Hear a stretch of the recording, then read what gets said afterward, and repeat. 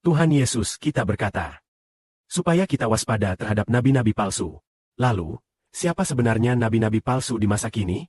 Yaitu, ada begitu banyak yang menyebut diri mereka sebagai pendeta atau imam. Mereka inilah yang harus kita waspadai. Karena ajaran yang ada di dalam diri mereka belum tentu berasal dari Tuhan. Mari kita lihat bagaimana cara mewaspadai mereka. Kita melihat dari penampilan luar, dan bisa langsung mengetahuinya. Namun, kita tidak bisa membedakan apakah roh di dalam dirinya baik atau jahat. Sebab, kebaikan yang ada di dalam seseorang, atau kejahatannya, kita tidak bisa melihatnya dengan mata. Mata kita tidak bisa melihat roh seseorang. Tetapi Tuhan berkata, cukup lihat buahnya saja, maka kamu akan tahu. Ayo kita perhatikan, apakah buahnya baik atau buruk. Dari buahnya saja sudah bisa diketahui. Tuhan berkata lagi, waspadalah terhadap nabi-nabi palsu. Mereka datang kepada kalian, berpakaian seperti domba.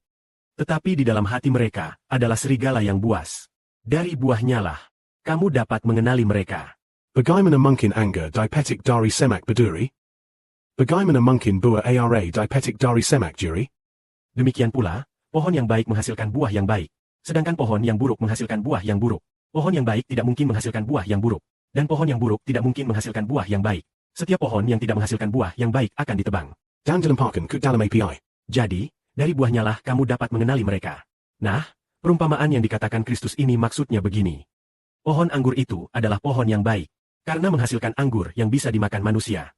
Cukup lihat buahnya, maka kita tahu. Wah, kita bahkan tidak tahu jenis pohon ini apa. Tapi begitu melihat buahnya ternyata anggur. Coba makan sedikit. Wah, manis sekali. Pohon ini pasti pohon yang baik. Pohon yang baik. Begitulah cara kita menilainya. Nah, pohon ini jenis apa ya? Buahnya tumbuh bersamaan. Wah, ternyata apel. Enak sekali rasanya. Wah, pohon apel ini benar-benar pohon yang baik. Namun, kita lihat pohon lainnya. Ada satu pohon lagi. Ini pohon apa ya? Wah, ternyata pohon jeruk keprok. Menghasilkan duri. Wah, ini pohon yang buruk. Buruk, pohon ini tidak baik. Tidak baik. Buahnya tidak bisa dimakan. Jadi, kita tahu bahwa pohon berduri seperti ini adalah pohon yang buruk. Prinsip yang sama berlaku juga. Untuk menilai apakah seseorang itu baik atau jahat. Apakah kita bisa menilainya hanya dari penampilan luarnya? Tidak bisa. Karena penampilan luar semua orang hampir sama. Lalu bagaimana caranya? Sama seperti kita menilai apakah ini pohon apel atau bukan. Kita coba makan buahnya. Jika menghasilkan apel, maka ini pohon apel. Demikian pula halnya. Kita menilai seseorang baik atau buruk dengan melihat apakah ia memiliki kasih dalam perbuatannya. Wah, perilakunya penuh belas kasihan. Penuh kasih. Jadi buah yang dihasilkannya adalah buah Roh Kudus. Oh, dia menghasilkan buah Roh Kudus. Orang baik, orang baik, orang baik. Benar kan? Tetapi lihatlah orang ini. Penampilannya sangat cantik. Sangat menarik. Lalu, buah apa yang dihasilkannya? Perilakunya seperti apa? Wah, dia suka memukul orang. Terus-menerus memukuli istrinya. Memukul orang, bahkan sampai pulang mengambil pisau untuk membunuh istrinya. Bahkan sering memaki istrinya. Bahkan memaki para pelayan Tuhan.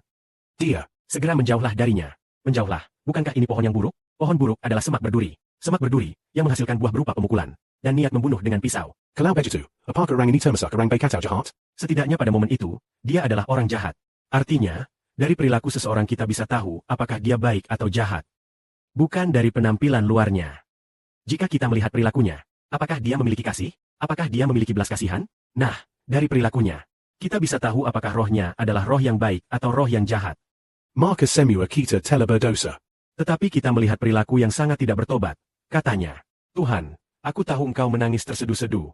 Seperti seorang perempuan, mungkin seorang pelacur, yang datang sambil menangis ke hadapan Tuhan dan meminyaki kakinya dengan minyak wangi.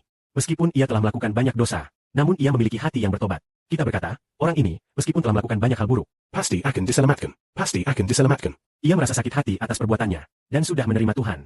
Maka tampaknya, dulu ia adalah orang yang tidak baik. Tetapi kemudian ia menjadi orang baik. Jadi dari perilaku seseorang, kita bisa melihatnya. Demikian pula, seperti melihat pohon, kita tahu dari buahnya. Demikian pula melihat manusia. Kita lihat apakah perilakunya baik atau tidak. Banyak pendeta dan pastor agama mengatakan bahwa mereka baik. Kelihatannya pun baik. Tetapi tidak memiliki belas kasihan. Tidak memiliki kasih. Maka di dalam dirinya tampaknya tidak ada kasih Allah. Jadi belum tentu ia orang baik. Orang baik adalah yang di dalam hatinya ada kasih. Di dalam hatinya ada Roh Kudus Allah. Maka secara alami hal itu akan terlihat dari luar. Karena apa yang di dalam hati, itulah yang keluar dari mulut. Orang yang baik menyimpan kebaikan di dalam hatinya. Dan mengungkapkan perkataan yang baik. Orang jahat menyimpan kejahatan di dalam hatinya. Sekalipun ia berusaha menyembunyikannya, pada akhirnya tetap akan terungkap juga. Kiranya Bapa memberkati saudara-saudari sekalian. Amin.